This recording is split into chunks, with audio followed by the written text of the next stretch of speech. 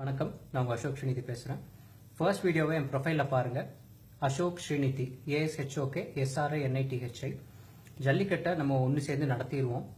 ஆனால் விவசாயிகளுக்கு இன்னும் பல பிரச்சனைகள் இருக்குது. அதோட மூல காரணத்தை பற்றி இந்த வீடியோவில் சொல்லியிருக்கிறேன். இதுக்கான தீர்வுகளையும் சொல்லியிருக்கோம். தயவு செஞ்சு இதை கேளுங்க. ஜெய் ஹிந்த்.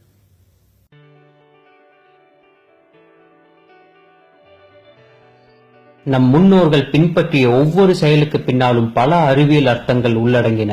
எடுத்துக்காட்டுக்கு, கோவிலில் பக்தி செலுத்திவிட்டு திருநீர் பூசிக்கொள்கிறோம். அது எதற்கு? உடம்பில் நீர் கோர்த்து கொள்ளாமல் இருப்பதற்காகத்தான். பசு சாணத்தால் வாசல் தெளிப்பது எதற்கு? சாணத்தோடு மஞ்சள் சேர்த்து கிருமி நாசினியாகும். துளசி மாடம் சுற்றுவது, முகத்திற்கு மஞ்சள் பூசுவது, மலைக்கு மேல் கோவில், இந்த மாதிரி செயல்களுக்கு பின்னால் பல அறிவியல் புதையல்கள் இருக்கின்றன. யாருக்கு தெரியும், எய்ட்ஸுக்கும் புற்றுநோய்க்கும் மருந்து இருந்திருக்க கூடும். ஆச்சரியப்படுவதற்கில்லை. அதே போல் மாட்டுப்பொங்கல், சல்லிக்கட்டு என அனைத்தும் மாடுகளை காப்பாற்றுவதற்கு. திருநீர் மற்றும் மஞ்சளுக்கு பதிலாக ரசாயனத்தை கொண்டு வந்து அதன் அடிப்படை நோக்கத்தை மறந்தது போல பல போராட்டங்களுக்கு பிறகு நம் வீர விளையாட்டான சல்லிக்கட்டை கொண்டு வந்தாலும் அதன் அடிப்படை நோக்கமான விவசாயத்தையும் நாட்டு மாடுகளையும் காப்பாற்றுவதற்கே என்பதை மறந்துவிட வேண்டாம். இதுவே இந்த பதிவின் நோக்கம். நாட்டு மாடுகளையும் விவசாயத்தையும் பாதுகாக்கத்தான் நம்ம தமிழர் திருநாளான பொங்கலை கொண்டாடுறோம். விவசாயத்துக்கு அடிப்படை தேவை தண்ணீர். தண்ணீர் இல்லைன்னா விவசாயம் அழிஞ்சிடும். விவசாயத்திலிருந்து வரும் பயிரச்சம், அதாவது கிராப் ரெசிடியூவான பருத்தி கொட்டை, புண்ணாக்கு, வைக்கோல் தான் மாட்டு தீவனம். அப்ப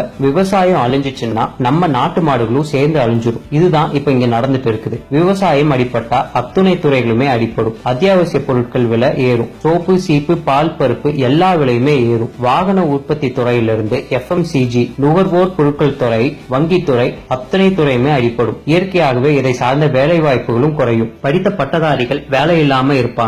அவங்க படிப்புக்காக வாங்கின வங்கி கடனை கட்ட முடியாது. சில பேர் இதனால தற்கொலை முயற்சி கூட பண்ணிக்கிறாங்க. வங்கி கடனோட வட்டியை கட்ட வெளியே கடன் வாங்குறாங்க. இதுதான் மைக்ரோ பினான்சியல் கிரைசிஸ், அதாவது நுண் நிதியியல் நெருக்கடியின் ஆரம்பம். இதுதான் இப்ப தமிழ்நாட்டில் நடந்துட்டு இருக்கு. இதுக்கு நான் உங்களுக்கு எடுத்துக்காட்டோட சொன்னா நல்லா புரியும். விவசாயத்துக்கு அடிப்படை தேவை தண்ணீர். 2010-11 நமக்கு நல்ல மழை பெஞ்சது. அதாவது சவுத் வெஸ்ட் மான்சூன் தென்மேற்கு பருவமழையிலிருந்து 383 மில்லிமீட்டர் அளவும், வடகிழக்கு பருவமழையிலிருந்து 605 மில்லிமீட்டரும் அளவும், மொத்தமா 1165 மில்லிமீட்டர் அளவு மழை பெஞ்சது. ஸ்டான்லி ரிசர்வாயர், அத லைஃப் லைன் ஆஃப் காவேரி டெல்டான்னு கூறுவாங்க. அந்த நீர் தேக்கம் அது முழு அளவான 120 அடியை எட்டியது. ஆனா 2012-13 தமிழ்நாட்டில் வறட்சி, பருவமழைகள் தவறின. தென்மேற்கு பருவமழையிலிருந்து 220 மில்லிமீட்டரும், வடகிழக்கு பருவமழையிலிருந்து 350 மில்லிமீட்டருமா, மொத்தமா 700 மில்லிமீட்டர் அளவே பெஞ்சது. இப்ப நம்ம நல்ல மழை பெஞ்ச 2010-11 வருஷத்தையும் வறட்சியா இருந்த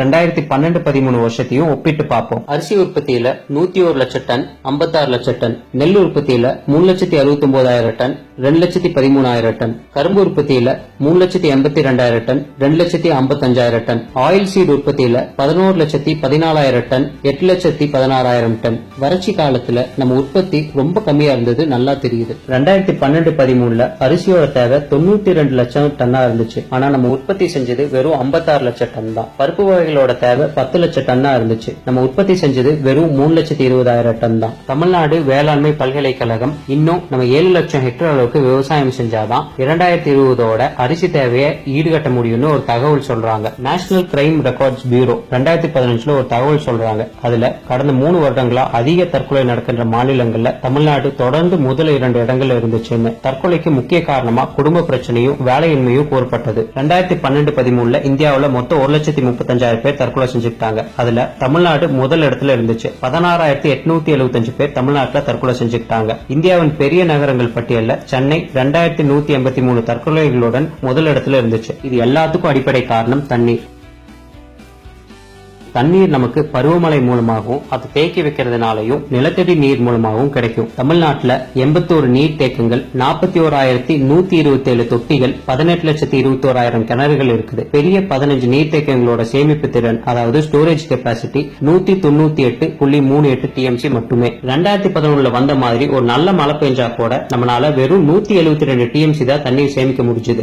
ஏன்னா நம்ம கிட்ட போதுமான அளவு அணைகள் இல்ல. நம்ம அரசாங்கனால கடந்த 50 வருஷமா ஒரு அணை கூட கட்ட முடியல. ஆனா லஞ்சம் வாங்கி வாங்கி ஏரி குளங்களை அழிச்சிட்டாங்க. விடுதலை வாங்கி 70 வருஷம் ஆச்சுன்னா இங்க இன்னும் என் விவசாயிகள் பிச்சை எடுத்துட்டு இருக்காங்க. நம்ம நாடு விடுதலை வாங்கினதுக்கே அர்த்தம் இல்லாம பண்ணிட்டாங்க. வாட்டர் மேனேஜ்மெண்ட், நீர் வேளாண்மை, இத பத்தி நம்ம முட்டாள் அரசியல்வாதிகளுக்கு தெரிஞ்சதுன்னா நம்ம நாடு எப்பவோ வல்லரசு நாடா இருக்கும். அவினாசி அத்திக்கடவு திட்டம், பெண்ணையார் பாலாறு திட்டம், காவேரி குண்டூர் திட்டம், காவேரி சாரபாங்கா திட்டம், சாத்தனூர் பாலாறு திட்டம், தாமிரபரணி உபரிநீர் திட்டம், இது மாதிரி 20 உபரிநீர் திட்டம் இருக்குது. இதை நிறைவேற்றினா போது தமிழ்நாடு செழுமையா மாறும். ஒரு 2 திட்டம் பத்தி நான் சொல்றேன். கோயம்புத்தூர் அவினாசி மக்களோட கனவு திட்டம் தான் அவினாசி அத்திக்கடவு திட்டம். பவானி ஆறிலிருந்து உபரியாகி வெளியேறி வீணாகும் தண்ணீரை கொண்டு அவினாசி மற்றும் கோவையை வளப்படுத்த உருவாக்கப்பட்ட திட்டம் தான் அவினாசி அத்திக்கடவு திட்டம். பவானி ஆறில் வருடத்துக்கு 53 டிஎம்சி உபரி நீர் வெளியாகிறது. இந்த பகுதியில் உள்ள 85 குளங்களில் 225 குட்டைகளில் நிரப்ப முடியும். இந்த திட்டம் நிறைவேற்றப்பட்டால் 1,30,000 ஏக்கர் விவசாய நிலத்தின் நிலத்தடி நீர் மட்டம் உயரும். 2 டிஎம்சி உபரி நீரை இந்த குட்டைகளில் வருடத்துக்கு ஒரு முறை நிரப்பினால்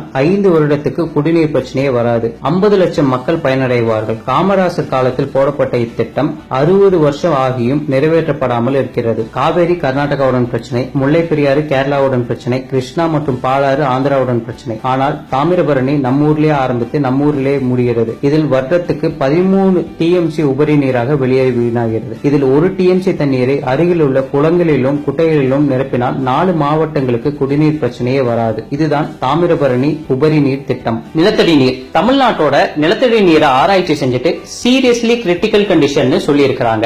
ஜெயலலிதா அம்மையார் இறக்கிறதுக்கு முன்னாடி மருத்துவர்கள் இதே வார்த்தையை தான் பயன்படுத்தி இருந்தாங்க. இப்ப நீங்க தெரிஞ்சுக்கோங்க நம்ம தமிழ்நாட்டோட நிலத்தடி நீரோட நிலைமையை. தமிழ்நாட்டை 386 பிளாக்குகளா பிரிச்சுக்கிட்டாங்க. 139 பிளாக்குகளை மிகவும் சுரண்டப்பட்டுள்ளதுன்னு சொல்லியிருக்காங்க. 33 பிளாக்குகளை மிகவும் இக்கட்டான நிலையில் உள்ளதுன்னு சொல்லியிருக்காங்க. 77 பிளாக்குகளை மோசமான தரத்தில் உள்ளதுன்னு சொல்லியிருக்காங்க. நிலத்தடி நீர் குறையறதுக்கு இன்னொரு காரணம் சீம கருவேலாஞ்செடி, அதாவது ப்ரோசோபிஸ் ஜூலிஃப்ளோரா. இந்த செடி 10 அடி தான் இருந்தாலும் அதனோட வேர்கள் 300 அடி வரை பாயும். இது நம்ம நிலத்தடி நீரை மட்டும் உறிஞ்சுறது இல்லாம காத்துல இருக்கிற ஈரப்பதத்தையும் சேர்ந்து உறிஞ்சிடும். நான் சொன்ன இந்த 20 உபரி நீர் திட்டங்களுக்கும் நிலத்தடி நீரை உயர்த்துறதுக்கும் சீம கருவேலாஞ்செடி அழிக்கிறதுக்கும் செலவாக போறது 40,000 கோடி. நம்ம அரசாங்கம் 60 வருஷமா இதை செய்யாம வராங்க. அவங்க சொல்ற காரணம் என்ன தெரியுமா? பணம் இல்லை. ஆனா கடந்த 5 வருஷத்துல இலவசங்களுக்காக மட்டும் நம்ம 62,000 கோடி செலவு பண்ணி இருக்கிறோம். 8 லட்சம் கோடிக்கும் மேல நம்ம பட்ஜெட் போட்டிருக்கிறோம். உண்மை என்ன தெரியுமா? விவசாயிகளை நம்ம அரசாங்கம் ஏழையாகவே வச்சுக்க நினைக்கிறாங்க. அப்பதான் தேர்தல் நேரத்துல சில நூறுகளை வீசி எறிஞ்சு அவங்கள விலைக்கு வாங்க முடியும். இததான் கடந்த 50 வருஷமா இந்த 2 அரசாங்கமே பண்ணிட்டு வராங்க. உன் கலாச்சாரம் என்னன்னு கேட்டா விவசாயம் தான் என் கலாச்சாரம்னு சொல்ற நாட்டுல இருந்துட்டு இன்னும் விவசாயிகளோட பிரச்சனையே இங்க தீர்க்க முடியல. இதுக்கு முக்கியமான காரணம் நம்ம அழுக்க அரசியலோ அரசியல்வாதிகளோ. அவங்க விவசாயிகளோ விவசாயத்தோட முக்கியத்துவம் புரிஞ்சவங்களோ இல்ல படித்த பட்டதாரிகளோ கிடையாது. நான் கோவையில இருந்து வரேன். இங்க எங்க எம்எல்ஏக்கு என்ன படிச்சிருக்காங்கன்னு பாருங்க. வால்பாறை 10ஆம் கிளாஸ், கவுண்டம்பாளையம் 5ஆம் கிளாஸ், கிணத்துக்கடவு 8ஆம் கிளாஸ், சிங்காநல்லூர் 7ஆம் கிளாஸ், கோயம்புத்தூர் நார்த் 9ஆம் கிளாஸ், கோயம்புத்தூர் சவுத் 10ஆம் கிளாஸ், சூலூர் 8ஆம் கிளாஸ், மேட்டுப்பாளையம் 12ஆம் கிளாஸ். இவங்களை வச்சு அரசாங்கம் நடத்த முடியாது. வேணா டுட்டோரியல் காலேஜ் நடத்தலாம். அப்ப இதுக்கு என்னதான் தீர்வு? ஒவ்வொரு வருஷமும் தண்ணீர் இல்லாம விவசாயம் அழியும் போது அடிப்படை பிரச்சனைக்கு தீர்வு கொண்டு வராம நிவாரணங்கிற பேர்ல ஏக்கருக்கு 2000-3000 கொடுத்து விவசாயிகளை ஏமாத்திட்டு வராங்க. இங்க தண்ணீர் தான் எல்லா பிரச்சனைக்கும் காரணம். தண்ணீர் பிரச்சனையை போக்க நான் சொன்ன 20 உபரி நீர் திட்டங்களை கொண்டு வரணும். உபரி நீரை வச்சு குளம் குட்டைகளை நிரப்பினாலே தானாகவே நிலத்தடி நீர் உயர்ந்துடும். ஜல்லிக்கட்டை அரசாங்கமே எடுத்து நடத்தணும். இயற்கை உரங்கள் இங்க கிடைக்கிறதே இல்ல. ரசாயன உரங்களை விற்கும் 11,750 கடைகள்ல 63% தனியார் இடம் உள்ளது. இதை மாத்தி 100% அரசாங்கமே எடுத்து நடத்தணும். விவசாயிகளின் 43% விதை தேவையை தான் அரசாங்கம் பூர்த்தி செய்யுது. விவசாயின் தேவைக்கு ஏற்ப விதை கிடைக்க வழி செய்யணும். 5 இயர் சீட் பிளான், அதாவது 5 வருட விதை திட்டம் தயாரிக்கணும். வேளாண் காலநிலைக்கு ஏற்ப காப்பீடு, அதாவது அக்ரோ கிளைமேட்டிக் கண்டிஷன் இன்சூரன்ஸ் இங்க கொண்டு வரணும். சீம கருவேலாஞ்செடியை வேரோட அழிக்கணும். அரசாங்கத்துக்கும் விவசாயிகளுக்கும் நடுவில் இருக்கிற இடைத்தரகர்களை ஒழிக்க கடுமையான சட்டம் கொண்டு வரணும். சிறு குறு விவசாயிகளுக்கு வங்கியை குறுகிய கால கடன் தரணும். கந்து வட்டியை அடியோட ஒழிக்கணும். மணல் கொள்ளையை தடுத்து நிறுத்துங்க. கொக்கோ கோலா கம்பெனி தாமிரபரணி ஆத்துல இருந்து தண்ணீர் எடுக்கிறத தடுத்து நிறுத்துங்க. தொழிற்சாலை கழிவுகளை நம்ம ஆத்துல கலக்கிறத தடுத்து நிறுத்துங்க. இது செய்யறவங்களுக்கும் இதுக்கு துணை போற அரசு அதிகாரிகளுக்கும் அரசியல்வாதிகளுக்கும் தூக்கு தண்டனை கொடுங்க. நம்ம நாட்டு வளங்களை இனி யாருமே சுரண்டக்கூடாது.